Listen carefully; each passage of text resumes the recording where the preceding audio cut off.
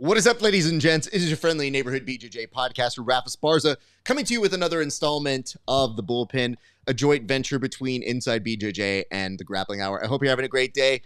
I know it's a little bit later than usual, but I almost didn't do a show today.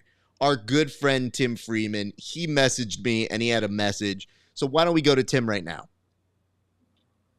Well, Tim is not here. Egg is here, and he will be taking the place of Tim today. Egg, what brings you here on the show today, sir? I actually was curious when you were going to go live. So Tim had pointed out that Smooth Comp did not match the PGF.world numbers. And I said, well, I'm right. They're wrong. I will send you my spreadsheets. And by the way, when do you go live? He said, yeah, about 4 p.m. Central time-ish. And so, about 2 p.m. West Coast time comes by. I'm like, ish, brother. Ish? What? And he said, got some issues going on, so we'll see. And so I said, okay. I walked the dogs, and eventually, like, hey, Raph, when are we doing this, man? It's a Friday.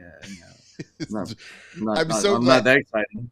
To be very clear, the show is both me and Tim, so like, I can do the show solo. It is a little less fun without Tim.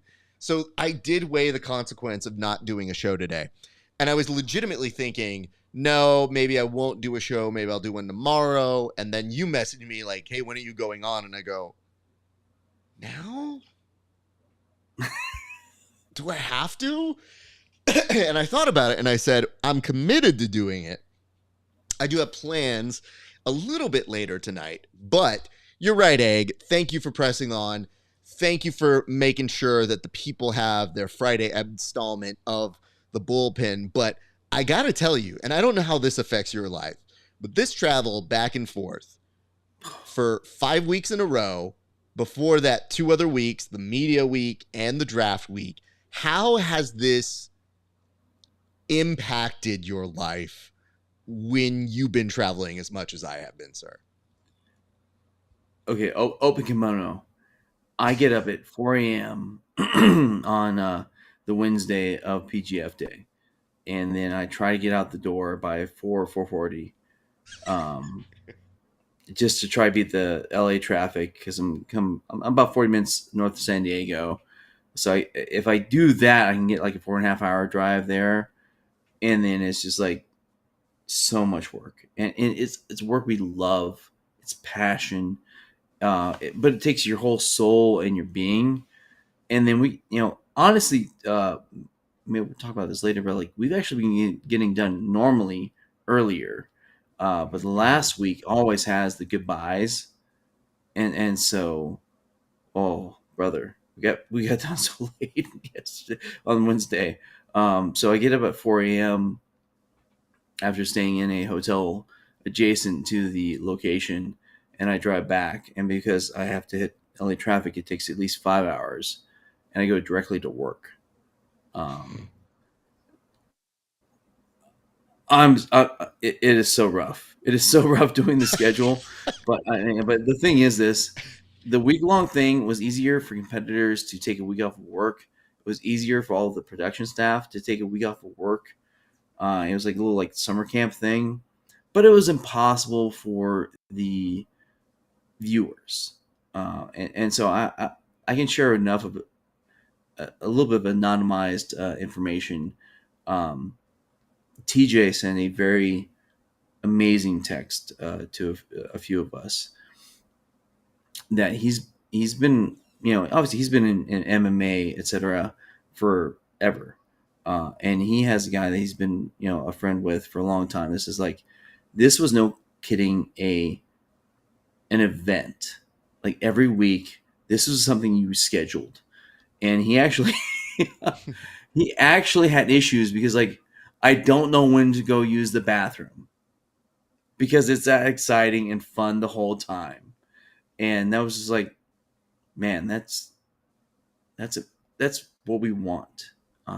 So I don't know, Raph. I mean, just like it's been a thing, and God bless our families for dealing with us doing this. But it's been, just as we tell every member of the competitors, that once you are a part of us, once you do a season, you're part of the fraternity.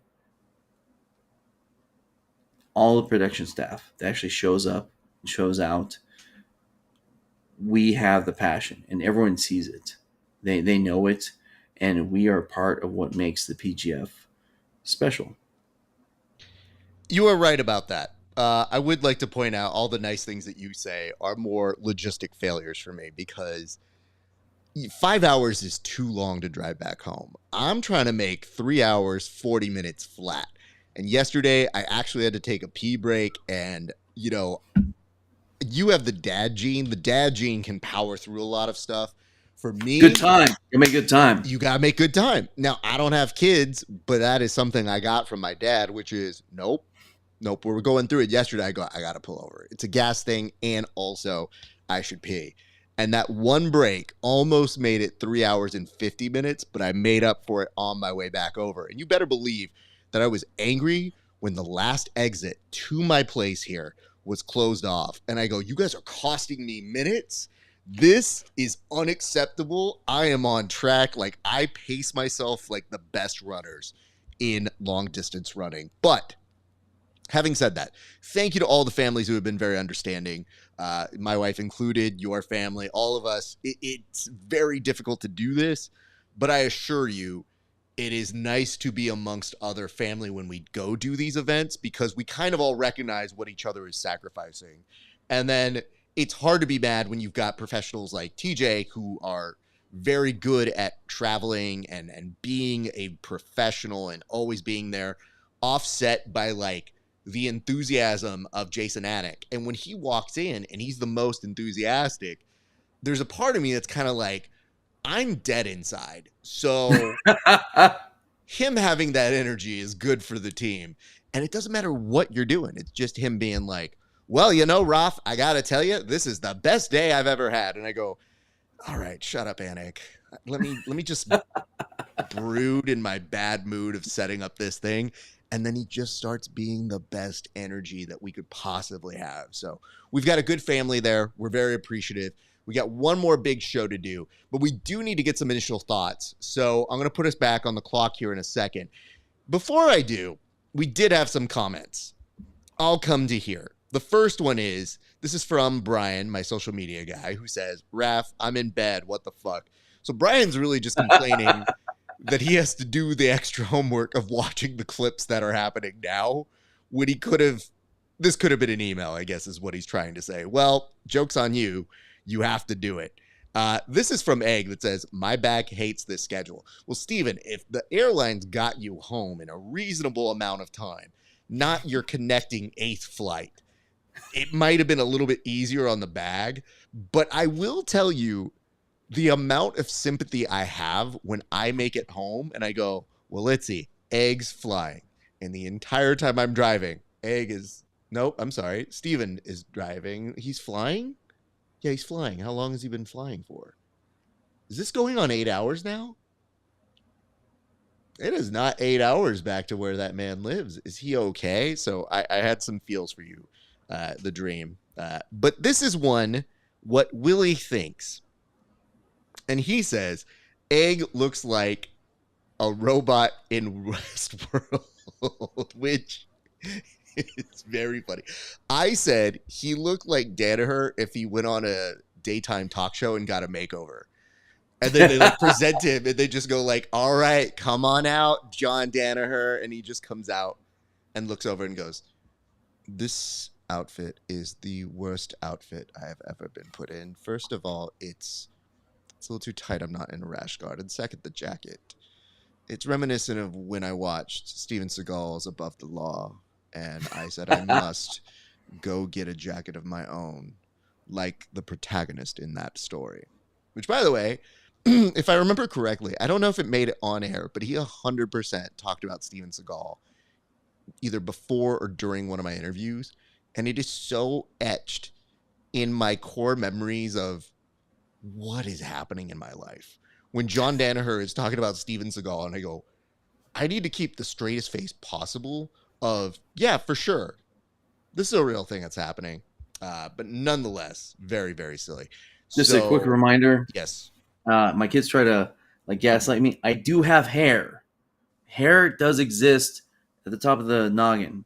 Don't try to Danaher me like bald like my kids do. No, I mean, you have shaven it very close for reasons I'm sure are very evident. On the sides especially, yes.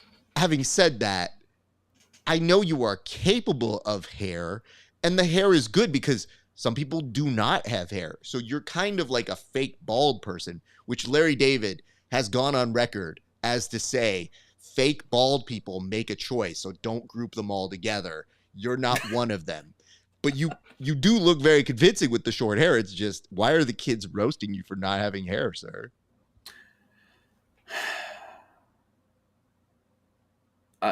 You don't have teenagers, man. You don't have teenagers. No, that's true. They don't. They are anti-humans. I don't know. They're the worst beings possible. You give them enough hormones of the right type, and they like you start questioning like life choices and like, I fed you and I changed your diapers and you're here because of me. It might be that you're throwing that at them, that they might no that they attack first.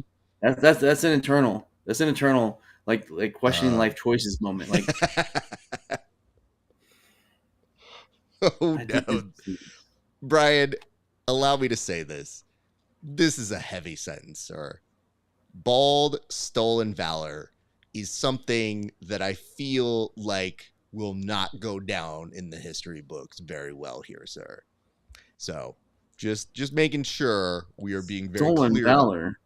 Yeah, he's saying that bald people, there's a respect, there's honor in that, and that somebody who's just trying to be a fake bald person is trying to get the glory of all the benefits of being bald. Because I have some friends that would take those last two words like very seriously, and that's what I'm saying. Is I'm like, Brian, those three words together. Going on. Sorry. It's okay. Here's the good news.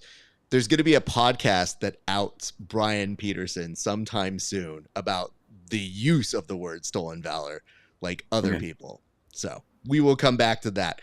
Egg, your initial thoughts, because right now we went through some stuff this weekend.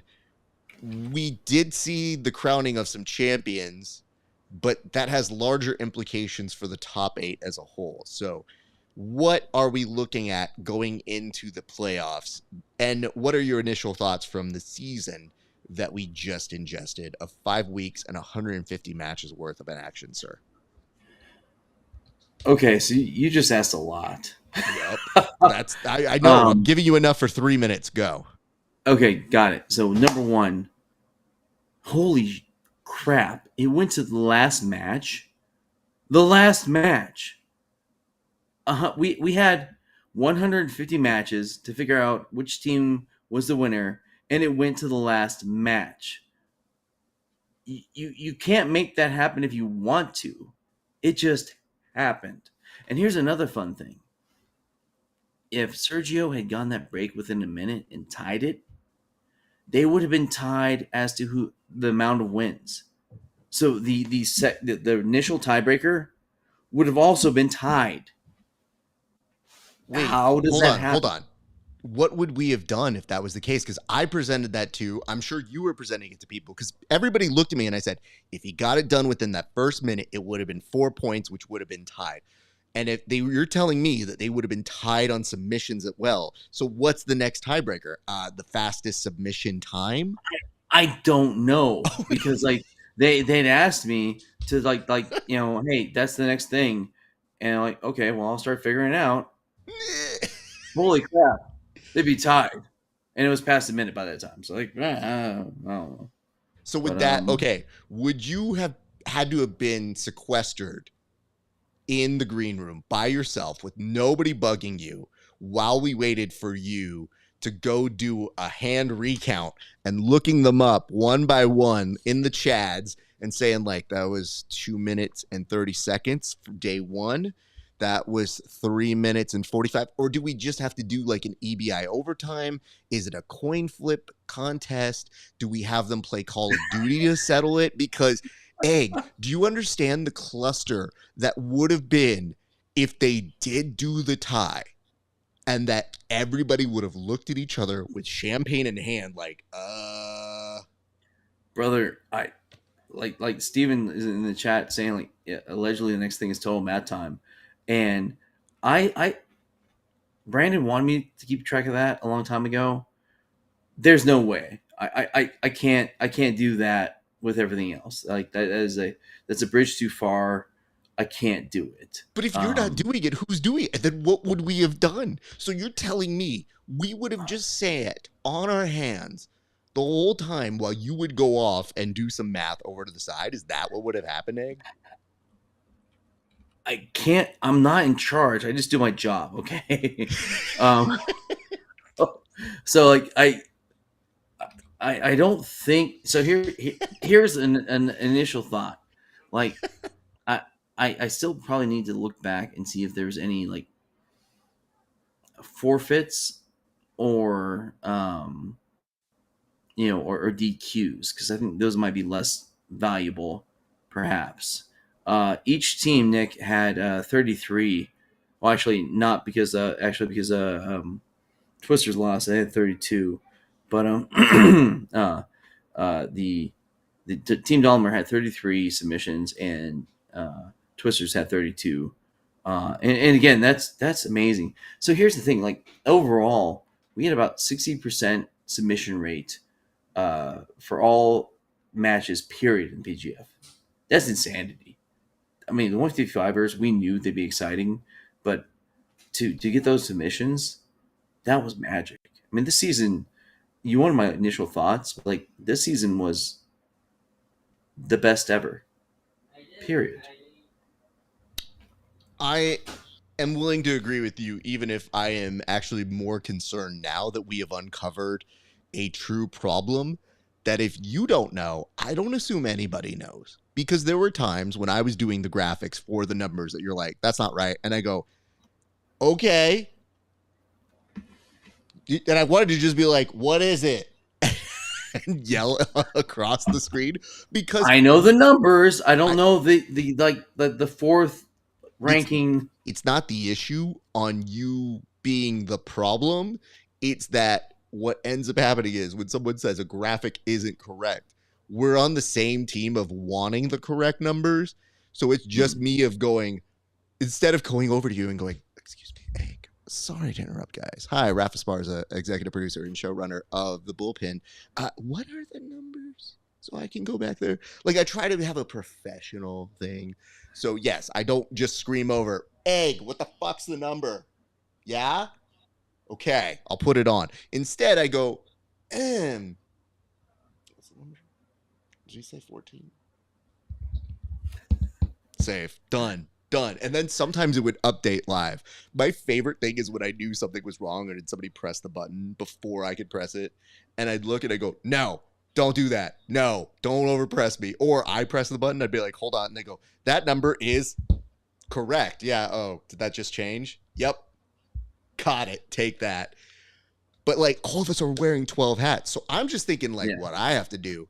I'm realizing you really do. If we are that close, we almost have to have a battle plan, a contingency plan that maybe we have you start kind of jotting some numbers down if we are that close the next time. Because for TV purposes, it was amazing. But there was a moment where Tim brought it up, and that's part of the reason we have some stats from you today, where he said, hey, one thing says one thing and another site says another thing. So Smooth Comp said it one way, PGF website said it a different way. Now, we know your numbers are likely going to be very correct, but we started doing some math on our side and saying, he didn't get it wrong, but what if? And then would you have had to resign from the PGF in disgrace? Would you have had to like take the hat off and be like, howdy, ma'am. Sorry. I let y'all down on this one, so it's with great reticence. so funny. The thought of you having to resign and then me being like, we don't accept your resignation because no one's going to do your job. Like, you're going to do the job again. Brother, like in season 6, I wasn't supposed to keep Sassy anymore. No. I wasn't. It was like allegedly we had the staff that somebody was supposed to do that stuff. And I'm like, well, that's great. Who's going to do it? We don't know. Okay, well, I'm going to keep track of it still, and just in case. I mean, I still write it down on a notepad. I would prefer to do it digitally, but we don't have enough space for me to even bring on a computer. So it's a lot of me just putting chicken scratch and then doing other stuff. I did ask you about the implications. So now we have 8 people advancing to the finals, the actual playoff here from the season, just based off of what we've seen. What do you think we can expect from this group of 8 for the playoffs? And is there any way somebody gets injured? What do we do? Do we go to 9th? And how does that disrupt anything that we think we already know? Okay, just first of all, if anyone's injured, they're a moron. Right? They just went through 5 weeks of the gauntlet of the PGF, and you're gonna like go do some naga or some crap and get injured. Come on, guys. Seriously, be professionals. I mean, as you said earlier, it's the first word of the PGF. Man, I'm excited because Jet Thompson versus Dom Lobo, Warren versus 8 New Hope Kings. They're teammates. That's exciting. Mejia versus Fajea. Here's the funny thing. One second. All right.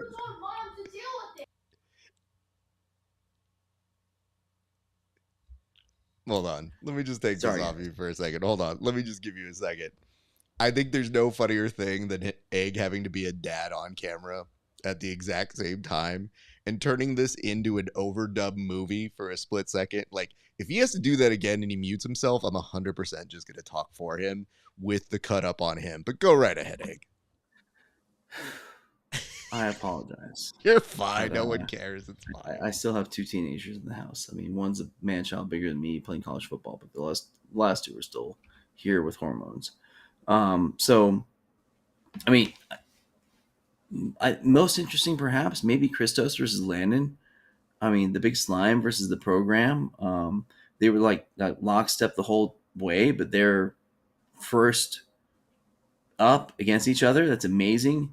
I mean, so many stories. Rayfield, I mean, came in, and some of us knew about him, but dang, going full Rodman Rayfield. Man, he's been so amazing, so exciting. The first 7-pointer of the PGF this season.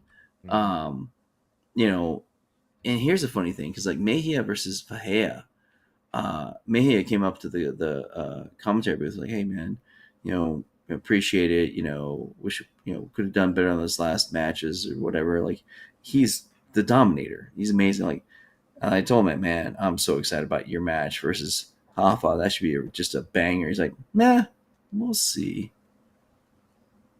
Woo! I mean, Dominator feeling the thing. Again, Rayfield versus Olivo. Man, 2 of the biggest guys in the season. I mean, Olivo has been like just chill as can be. What a foil versus like Rayfield, just like the Robin-esque experience, just the intensity and the excitement that he brings versus Olivo. I mean, Olivo brings the excitement too. I think Jason said it, like the top 8, man, you don't have a bad match. It's so amazing. Yeah. I can tell you that my initial thoughts from all this are, is that the actual way we see it? Like, do we for sure see it 1 versus 8, 2 versus 7? Do they change? Do they pull out lottery cards? Because I think that's how they've always done it. But I did have a moment of pause where I was doing the same thing you did, where I go, oh, could they not be doing it that way? As far as I know, I think Brandon said as much on the broadcast. It is just like, it is what it is. Yep.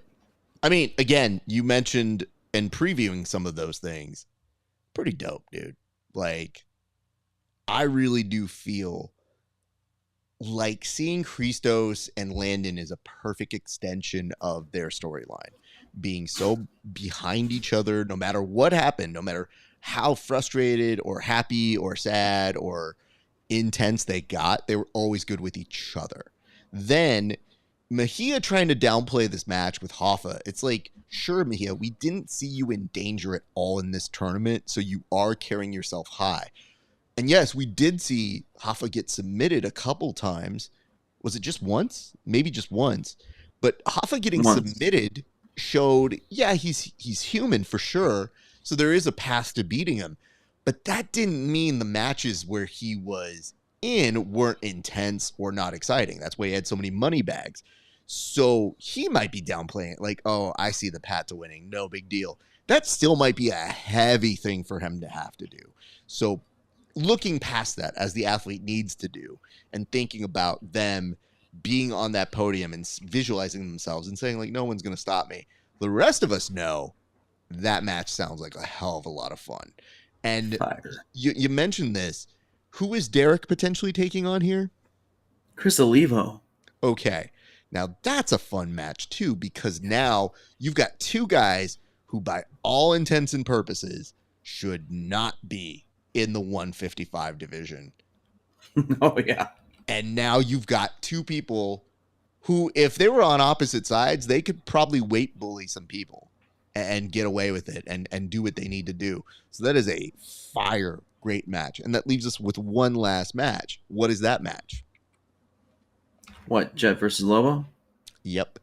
And that is an intense moment because Jet has been this guy who is regained all of his swagger.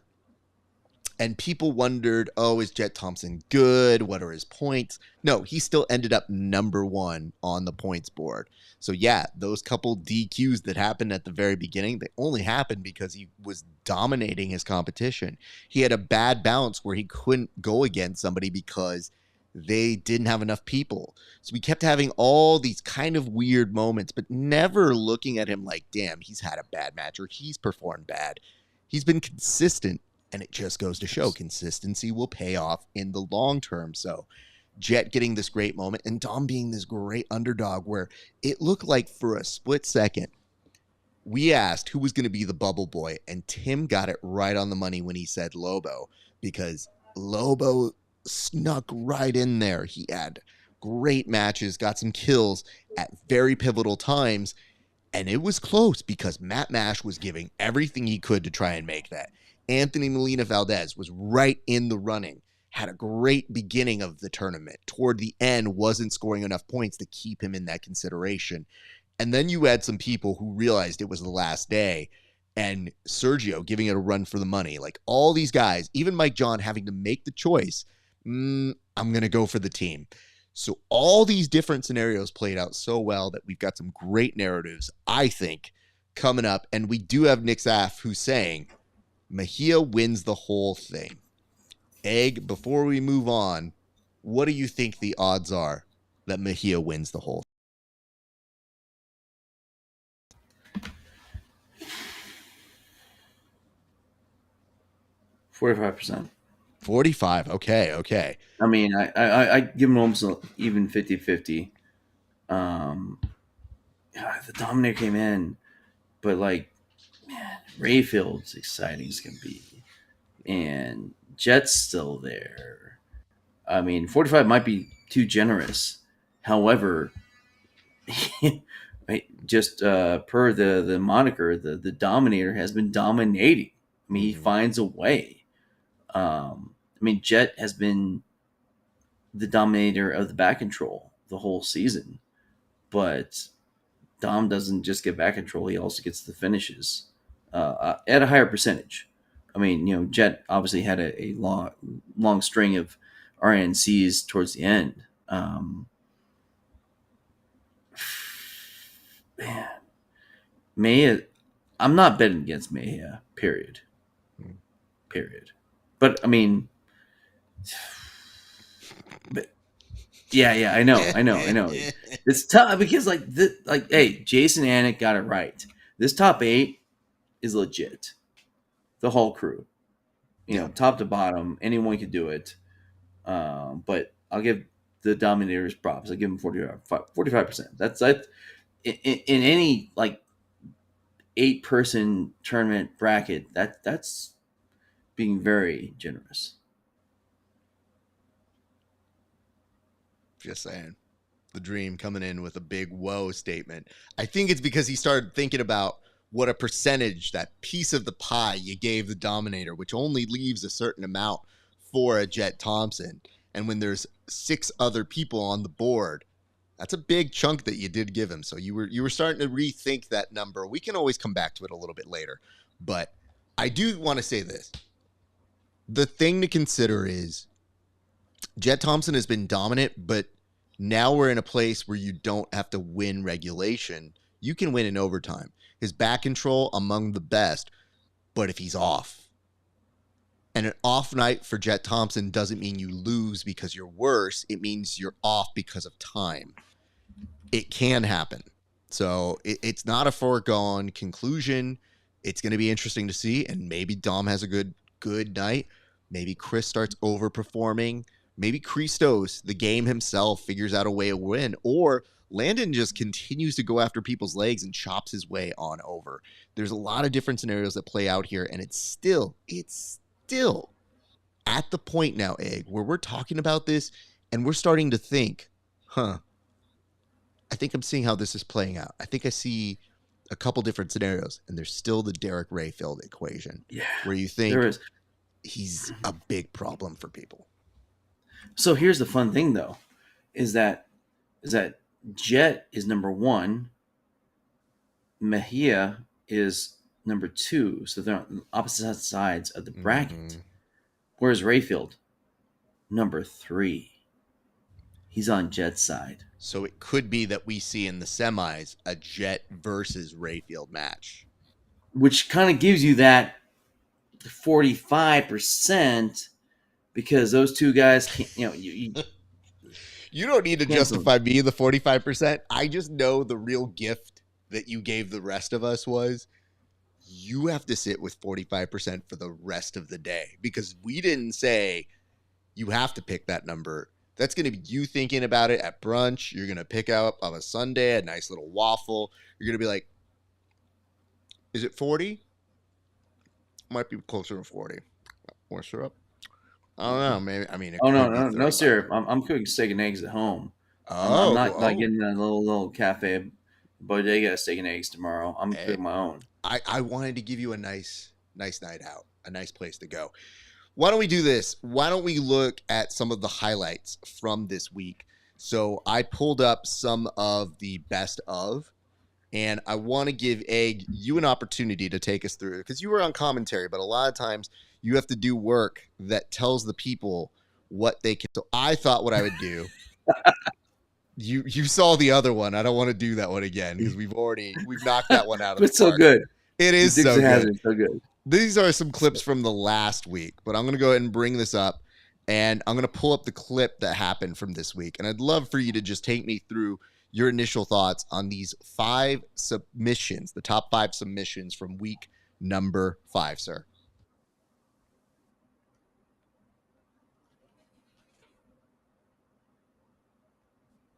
This is the Sergio Ardila and Josue.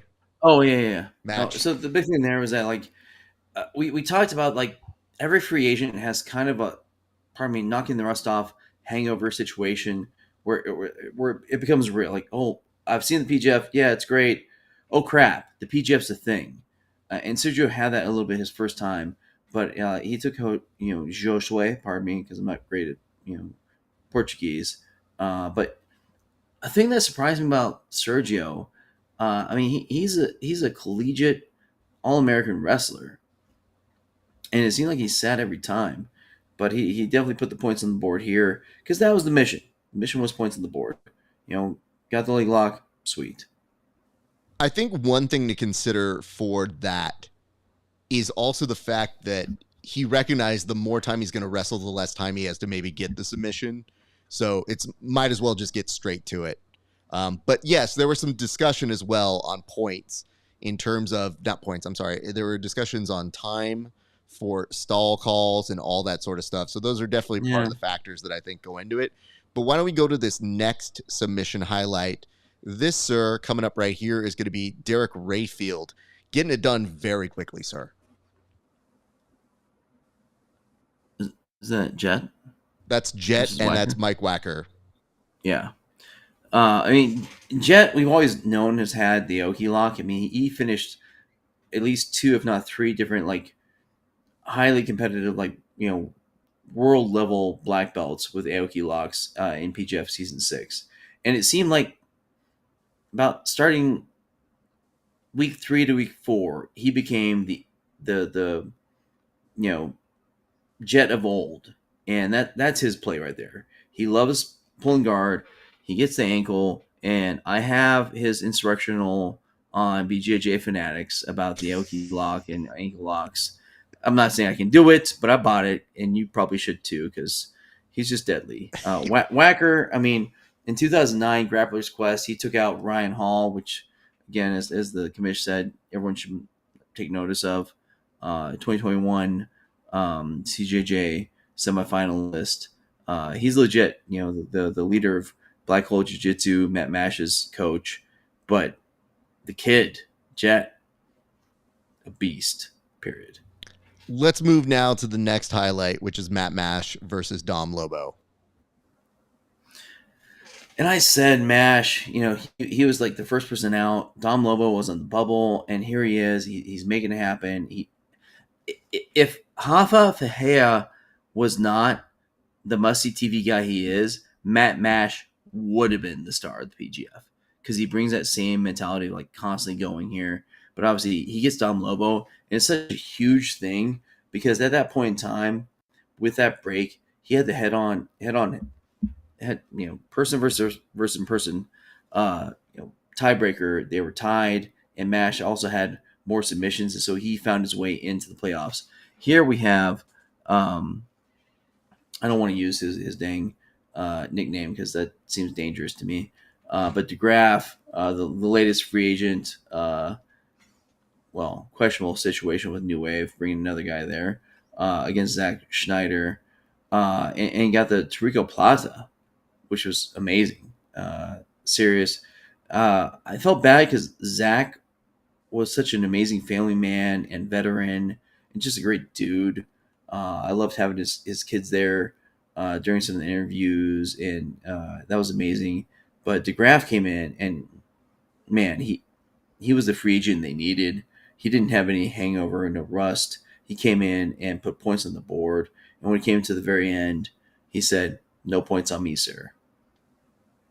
Yeah, I mean, Zach is no slouch. I didn't Oh know no, if I didn't know if Andrew had this fully on. I thought Zach had a shot of getting out of it, but that just goes to show you how tight that had to be. Because even in this transition where you think, okay, him falling back is not a great look, but even in this moment, Egg, I was astounded because I thought, okay, if he gets to his knees, he's got a shot. But that arm wasn't going to move anywhere. Like it was stuck. And Andrew did yeah, a great job of retaining it. And that leg over that her arm. leg. The Trigo Plata. Once you get the Trigo Plata going on, they're done. Period. I mean, you're high belt than me, but still, I mean, like I love a Trigo Plata. Love it. Once you get that, it's over. And I mean, fair play to him, but we do love us some Zach Schneider. Talk to us now about this match between Derek Rayfield and John Chandler. John Chandler, he is pure Americana, man. He'll bang heads with anyone. Yeah. Some guys said he was the golden retriever, always positive, just like super upbeat. Just love seeing his storyline. But Rayfield is freaking Rodman. It's like, I don't care. I got to kill you.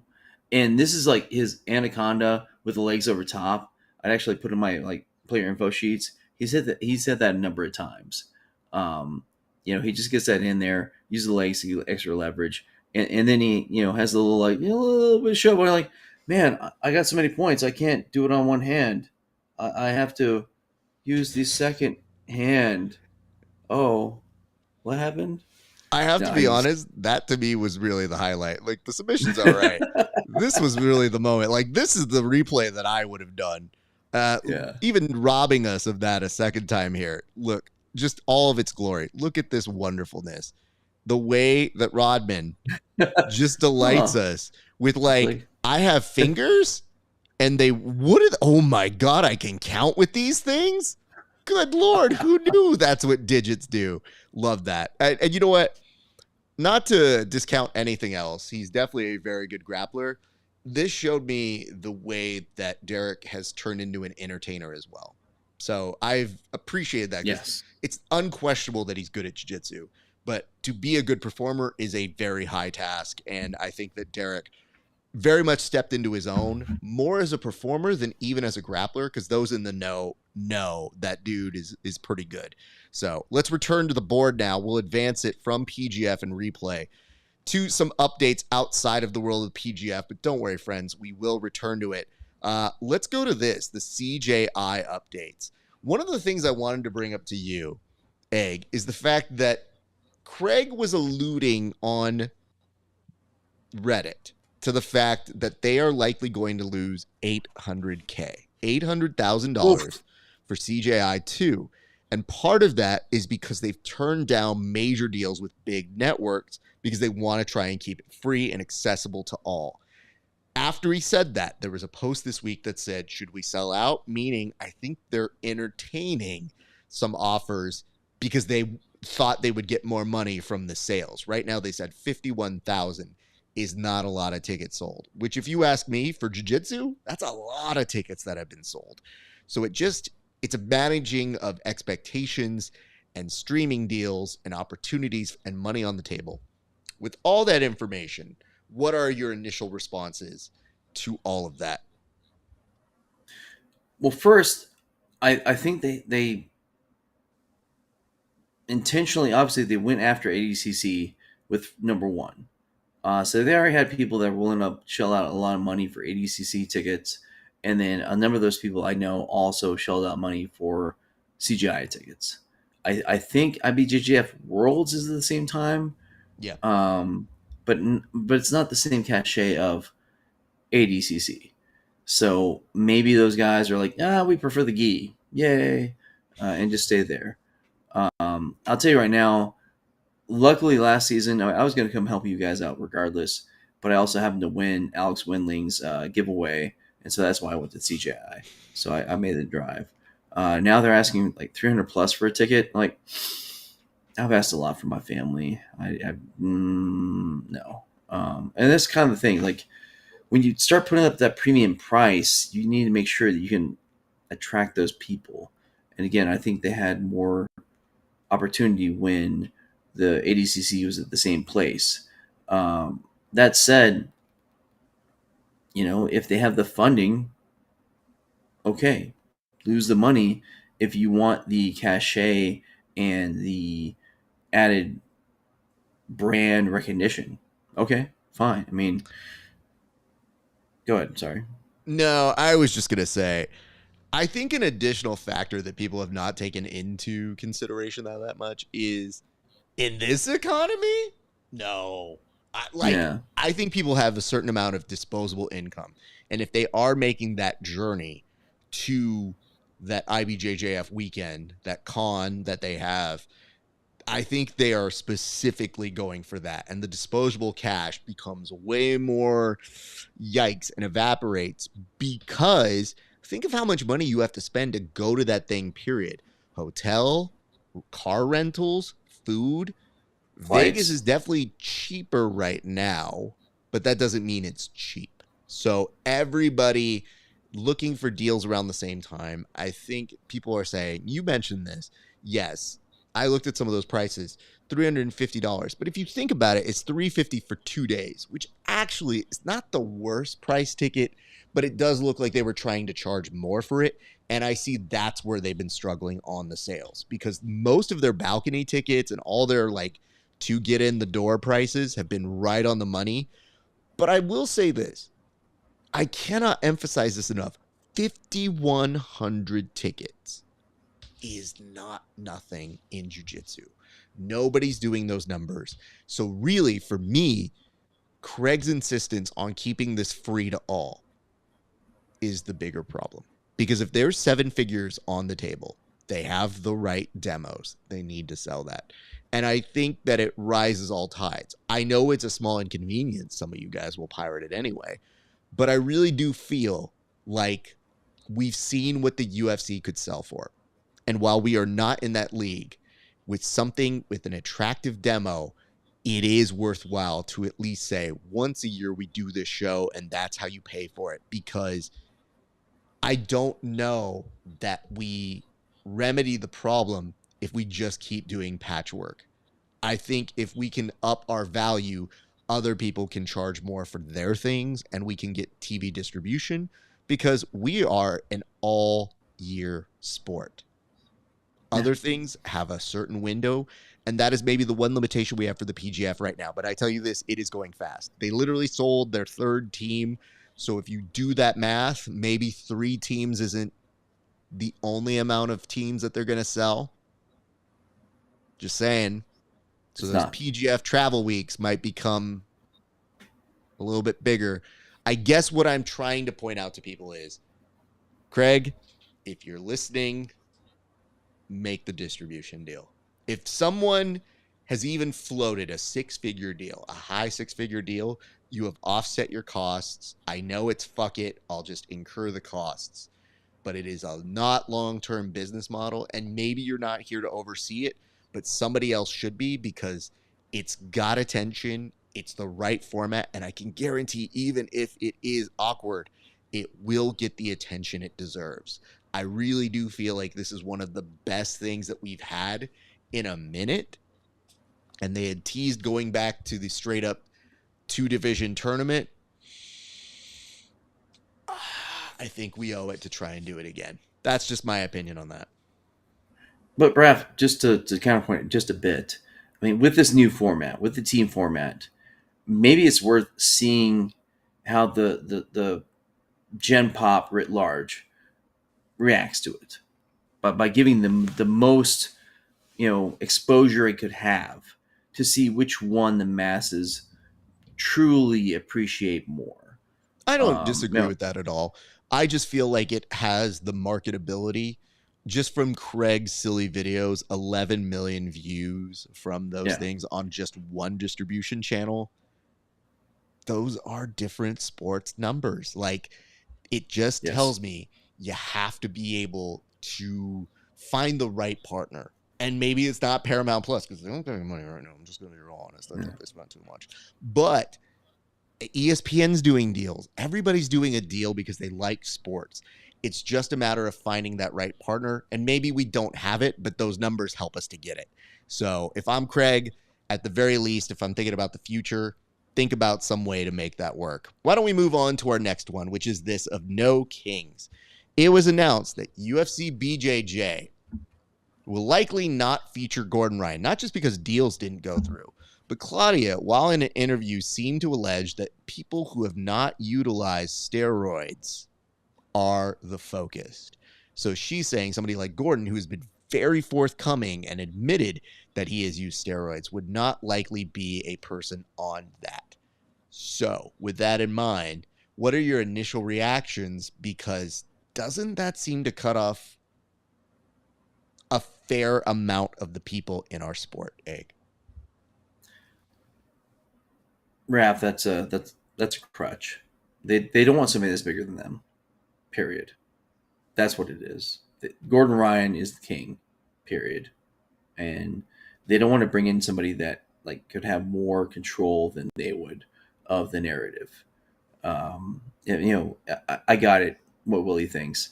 I mean, he's got the issues with the stomach, etc. But peak Ryan, Gordon Ryan, he's the man. And he called the shots. And so, if you want to have the control over the industry like the UFC does, because that's man, monopolies want to do that. You don't want to give the avenue of approach of allowing him to be in there. And so by saying they want to be, have no steroids, etc., that's a convenient out for them. Maybe that's a cynical approach to it. If you want to take it the more altruistic approach, maybe they want to make the sport cleaner. But realistically, it's not going to be. I mean, there's plenty of stories out there about how people find ways to cycle on and off so they can still pass the test for USADA, etc. And now the UFC is like off of USADA. Can you really say that? It's about control, Raf. Period. Well, let's put it this way. It's also about money on return because I think they've already gotten what they can get from Gordon in terms of UFC exposure. I don't know that he adds as much value because you can't match him up properly. I think you could probably invest in new talent and do it. He could say on his massive following, I'm going to be on this event and that I'm going to be involved. But the most recent exposure he had on there was doing commentary. So I think you're overpaying for a commentator just for people to know there's an event happening. I think you gain more exposure by just putting the event on YouTube. And I think that's the stronger strategy than even the amount of viewers that would come behind a paywall just to watch him. So, yeah, I would agree. In part, it is control. It's an interesting strategy because it shows that maybe Mikey is in their ear, and that's something that's very important to him, and that he has control in that too. So, like, it works multiple ways on who their franchise is. But how long can you keep that going when we know that at one point you were trying to do business with Craig Jones, who also has been very forthcoming with his stacks? So I guess what I'm saying to you is setting this precedent is going to be an interesting thing. And I wonder if it comes back and they maybe have to walk it back or they get somebody else who comes in. Because right now you're also seeing somebody like Amika Galvo who's saying, well, I mean, I hate that kids will think that I did steroids, even though a test says something. Is he out of that discussion? Or do we have to pull a John Jones and be like, no, define This steroids? is picograms, man. Picograms are different than steroids. Very different. What are you talking about? They're different. What's a pico anyway? It's a pico, indeed. So I felt like that was at least something worth discussing. Why don't we go to this? Demetrius Johnson, God bless him, took the approach of saying last week after a heavy grappling-based event that maybe was not the best fight in the world, but for one grappler did result in a championship in the UFC. He did mention this, and he did say, if you don't like this, don't watch the UFC. I have a certain take on this. I'll be happy to get your take on it, but my thoughts are as follows. In the year of our Lord 2025, I have to tell you, being called a casual is not an insult anymore. Here's why. I don't even watch every card anymore. Sometimes I don't even see the things. I ingest a lot of combat sports.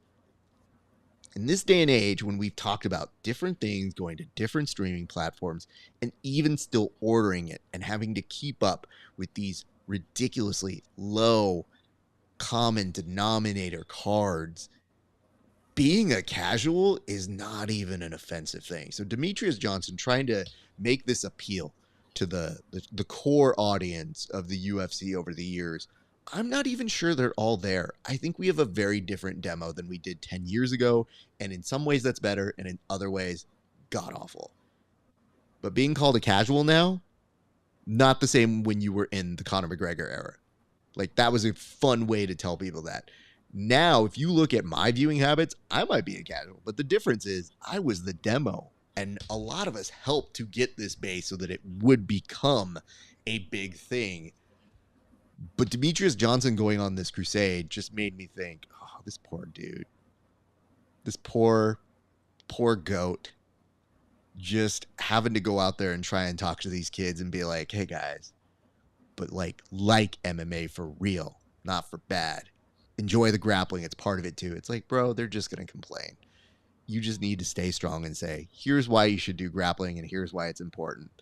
And just keep leading that good life. Because trying to tell them, no, you're wrong for this group of people, I don't know that you're going to get any better results. And more importantly, maybe this is the way to go. I don't know if you think this too, Egg, but maybe, and I'm starting to see him do this a little bit when I saw him with the like backyard squabbles people or some of these like backyard fighters. You know how they do those one ideology versus 20 videos? Maybe we just have Ah, Demetrius Johnson just train with 20 people. Like, we just sit him down and then all he can do is grapple with them because it's essentially the same thing at this point. They used to call it like a bully beatdown, but now, literally, that's the only way people ingest politics is they're like, well, I'm going to watch this one ideology go against 20 other people who are very different than them. I'm like, I don't really want to watch that. But if Demetrius Johnson takes on some people who are going, you're a casual, I'd be like, oh, show me the flying arm bars that happen here. Let me see every which way that this dude beats him up because I just felt so bad for him in a way where I go, I think this is a losing argument, even though he's right. okay. So, one, Demetrius Johnson versus 20 randos that are casuals. Yeah, sign me up. I'll take that. That'd be fun. Just because we love dunks. I mean, the old school PGF loves some dunks. We had white belts in there, some blue belts in there. We love the dunks. I'll take some dunks from Demetrius. As far as like preaching Demetrius, no, that's not no. It's not how you.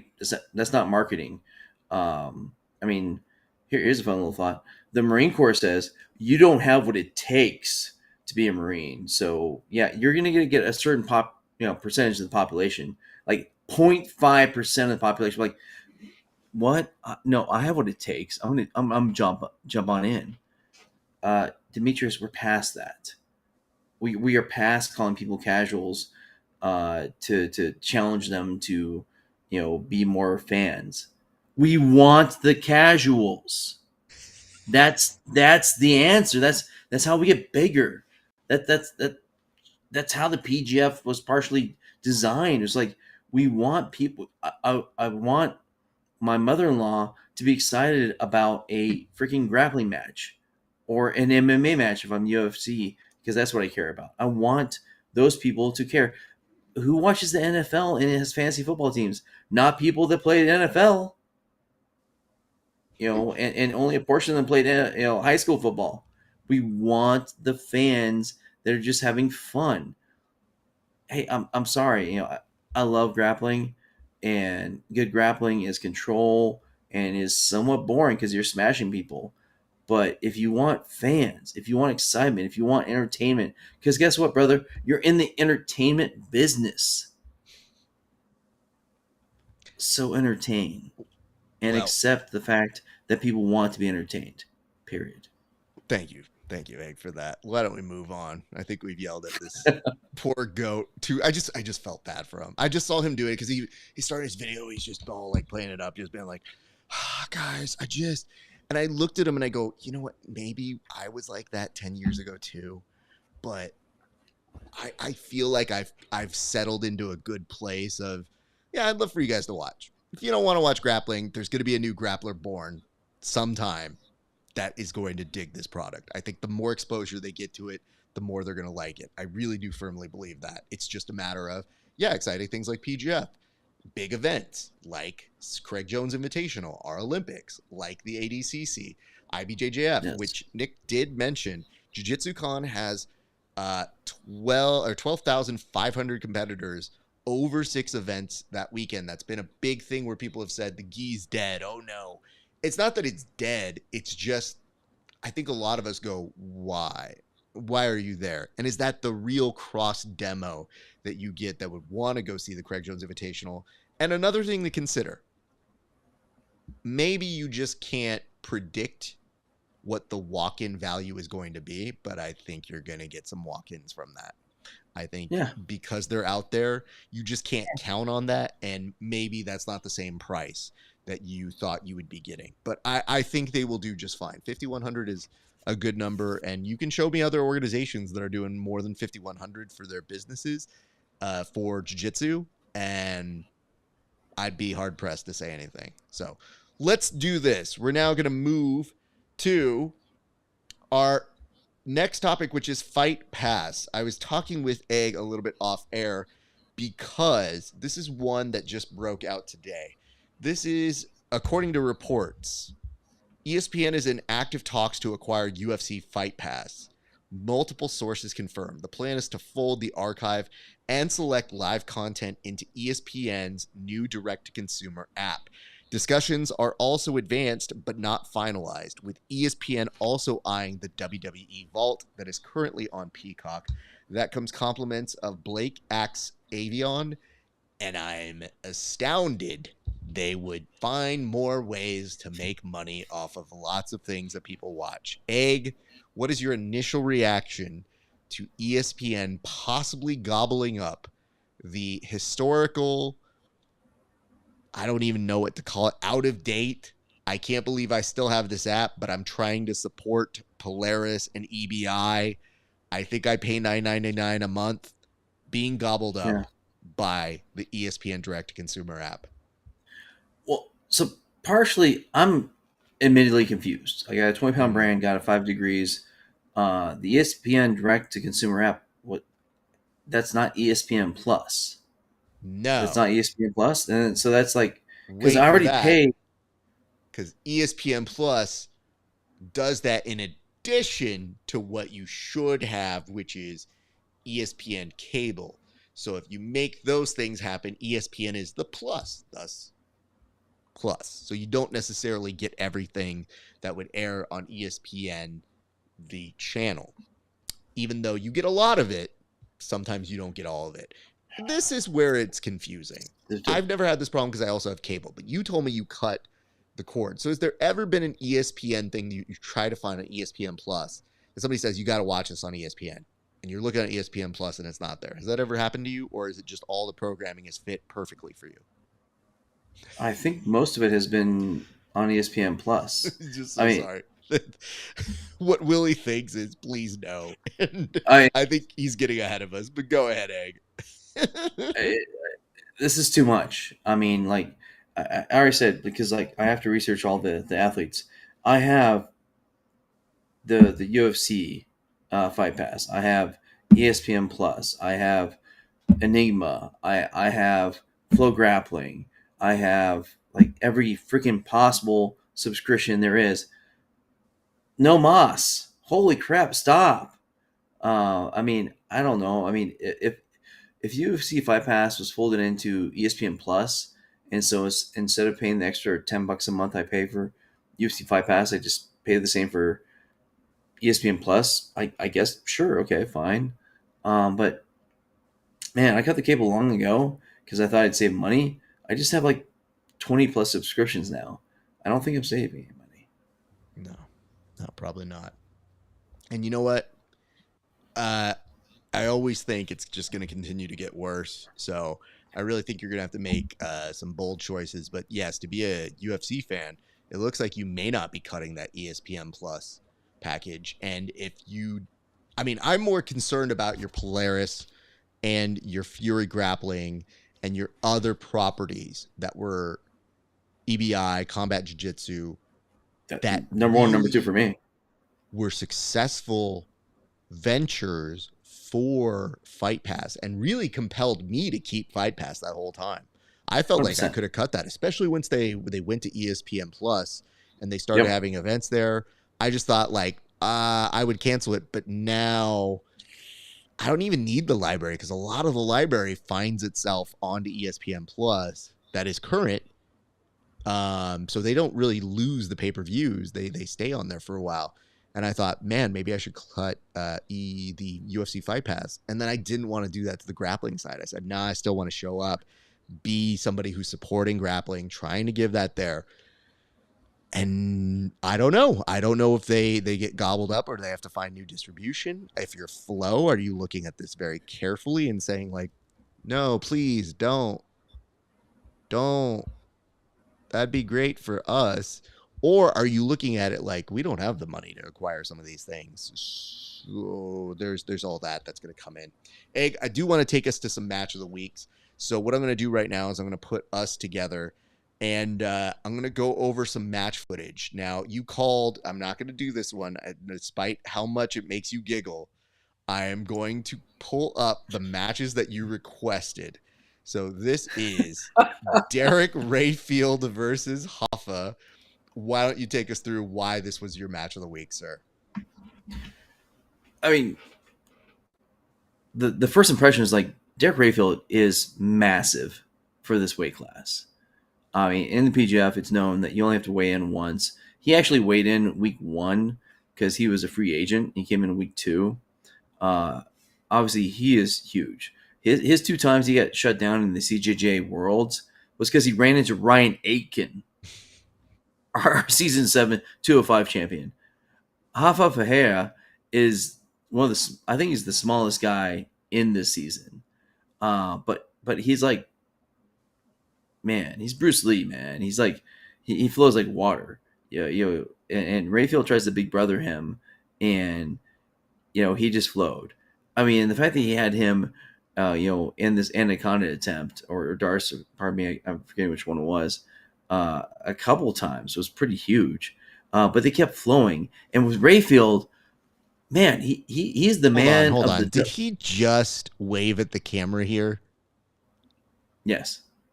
So, and that was actually kind of funny. I noted this. Oh, he's pointing no at the camera. Gotcha. Yeah. He's done this many times, and at that point in time, I was like so scared. Like, oh crap, did he just jinx himself?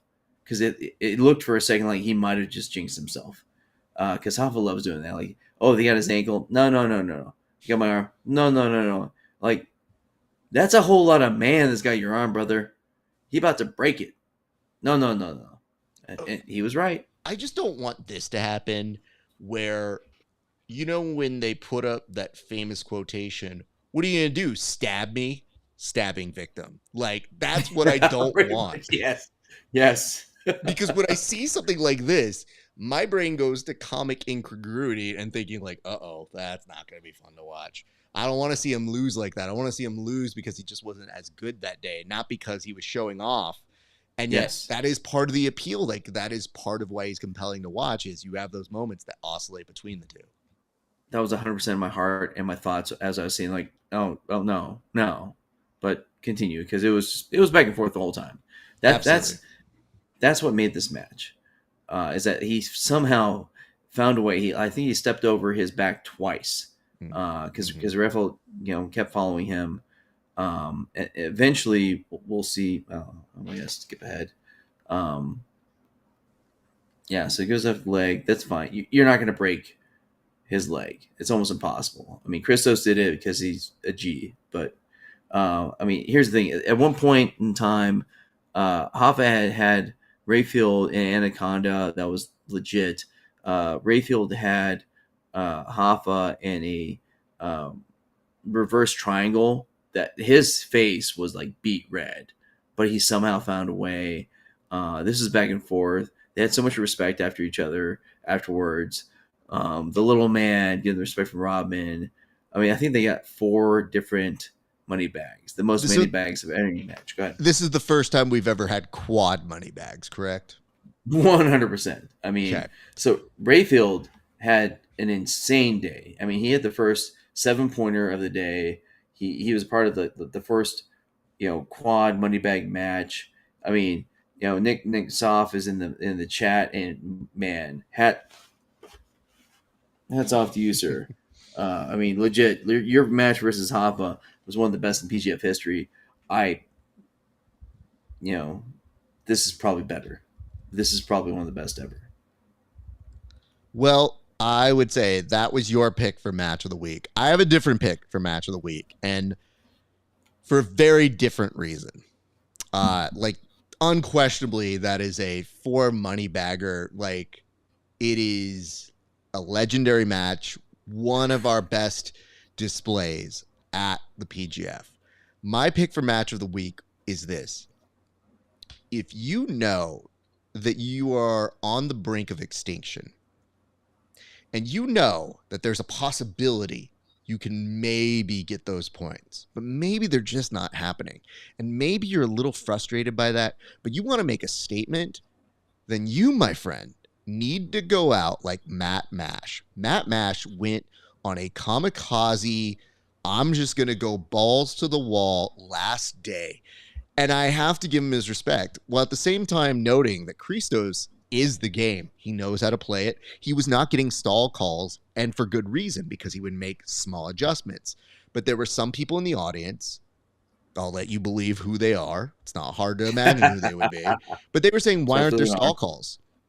And in this particular case, just look at the aggressive way that Matt Mash was just putting it on Christos. And yes, Christos here looked like he might have lost a fight, but that man's going to the playoffs. And in this particular case, you can make the argument that Matt Mash, with all of these aggressive knees to the face, the covering in the mouth, I just thought maybe he didn't advance. But there was no loss in the stock for Matt Mash this weekend. There was no loss in the respect that we have for him, the appreciation that we have. Because just look at the violence this dude was going with here. And just tell me that this dude didn't deserve to be in that top 8. Because at the very least, points-wise, he didn't make it. But exciting-wise, great return on investment. Other organizations should be giving him super fights like whoa. And I wouldn't be surprised, because I know Christos is down and game for this sort of stuff. This is a match you want to see again. Because I bet you Christos probably wants to get one back on him. Maybe they're just different sizes, and that's not necessarily a big fight in terms of you have to see it. But look at Matt Mash in this match and tell me that this dude wasn't thinking multiple times during this match that he wished it was a combat jiu-jitsu match. Literally, the look on his face was, if I could slap from here, I would have won. Of course, that's not the rules. But I think the larger lesson is not to take away like, damn, that's all he did. It was if I'm going out, I want people to respect my jiu-jitsu.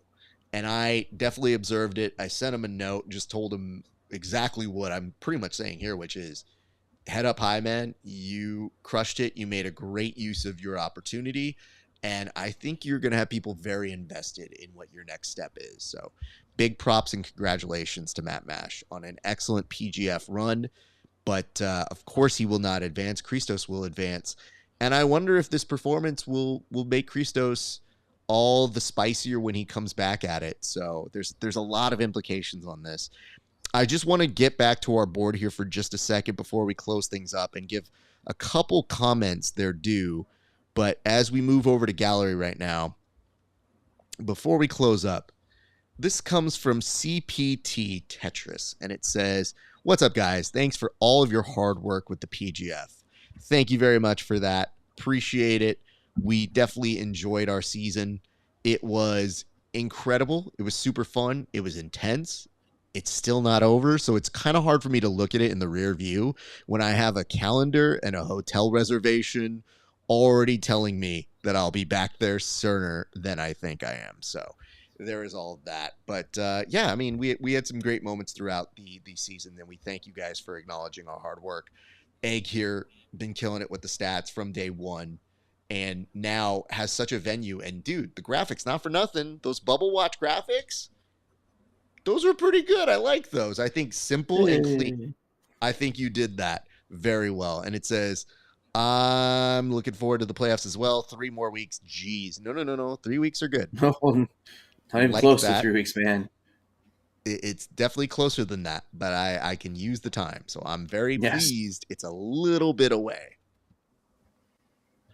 So, Egg, Brother, why don't we close with this, sir? I'm going to put the camera on you. I'm going to let you tell people where they can follow you, because I'm sure there's going to be some upcoming analysis for the playoffs. Tell people where they can follow you as well on your social media and where they can see you, sir.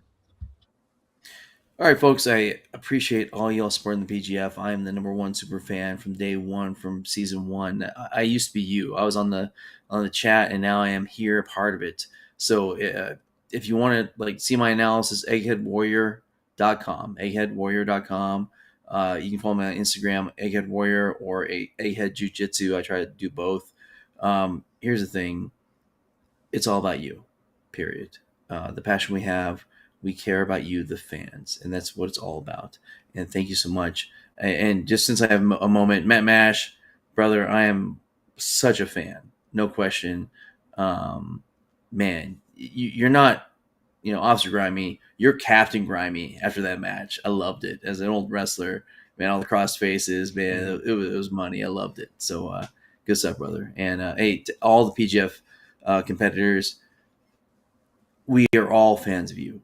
No matter what I said in my articles or during commentary, just know we all want to give you the shine, because if you're not winning, we're not winning. We're all winning together. Period. The fans, the competitors, the staff, the talent, if you count me. But I mean, we love you all. Thank you so much. And very nice. We did get a note here that just came in right now. It says, huge fan of the new PGF reschedule. Cool. It was unrealistic watching it every day for a week. Too much lifting going on. 100%. Too much lifing going on. I think that's what it is. My apologies. Yeah. I hear you. It is great for the athletes. It is a new struggle for us. But I did tell people this. I'm trying to think of it long term. I want the prices to go up for us. I want us to have streaming and distribution deals so that when I say to my wife, it's like the NFL. If I was called up, I would be traveling. That would be the job. You would go. There is no such thing as I work on a Sunday. You go, no, that's when the games are. So I try to keep that in mind. I would love the NFL pay, though. You know what I mean? Yes. So, it's a much easier proposition if we had the NFL pay. Now, we're inching there. We're getting there. And we're happy to do that. And we will make inroads. I am quite confident in that. So that's part of the reason why when you hear me going hey, Craig, can you think of streaming? Because I think it's a good idea. Because I want to get paid like I'm going each week to the NFL. It may not happen in our lifetime, but it's going to happen because of the foundation of people like Egg, people like Stephen Aiken, people like Brandon, people like all these guys, Keelan, Isaac, all the efforts that they do, Octavio. It builds on that foundation. So, yeah, maybe when we're old and decrepit, there's going to be the younger version of me that's going to make that money. But, I'm not dead yet, so I'm trying to make that money while I'm alive. So, sell the rights, make the money, give it to your staff. And I will say, they are very kind to us over there. So, I do appreciate that. And I want to see this continue to grow. And that comes from you guys and us continuing to make it grow. So we got a lot of work to do, but I think we're very excited about the promises and the possibilities of that. Egg, I thank you for making today happen for us and making sure that this show ended up going on, because like I said, there was a big possibility I was just not going to do it today. I might have done it tomorrow. I don't even know. I just know I'm still in a daze, a coma from all the driving, where I think, okay, let's talk about more PGF stuff. That sounds good. I'm a little tired, but I got my wits about me, and I'm going to head out right now. We thank all of you guys for watching along with us. We will be back to our normal schedule, I think, a little bit later. And just to let you know, things coming up here on my side. We got Subversive happening in 2 weeks. So 2 weeks from tonight, you're going to watch live on Spectation Sports. You're going to see the executive producer, a.k.a. me, RAF ESPARZA, doing commentary on that event. We got a big show. It's going out in Long Beach. So if you're out there, go see it live. If you want to order the pay-per-view and watch it at your homes, spectationsports.com is the place to be for that. And then after that, we do a Kids Day. That Kids Day is live and free to the general public on our YouTube channel at Subversive Official. And then your boy is right back to work at the end, the finale, the playoffs for the PGF. But just announced, I will be in town for the Craig Jones Invitational. I will not see most of you, but if you do see me, wave hi. I will be behind the scenes helping out there. So very excited for that opportunity. I'm very glad that we can make that work, and it's going to be a fun one. So I'm very happy to be behind the scenes and loan my talents to that. But ladies and gentlemen, that's going to do it for us here at the Bullpen. We thank and love you guys. Keep your eyes here for new content. Stuff's coming up every single day. Like, share, comment, all that good stuff. And if you like me a lot, go check me out, patreon.com/grappling hour. You can become a free member if you're cheap or have 2,000 subscriptions. I get it. But if you really want to support me, $5 a month, you see my interviews 30 days before anybody else. And for a few extra dollars, extra bonus content not available anywhere else. All right, ladies and gents, that's going to do it for us here at the Bullpen. Thank you for watching.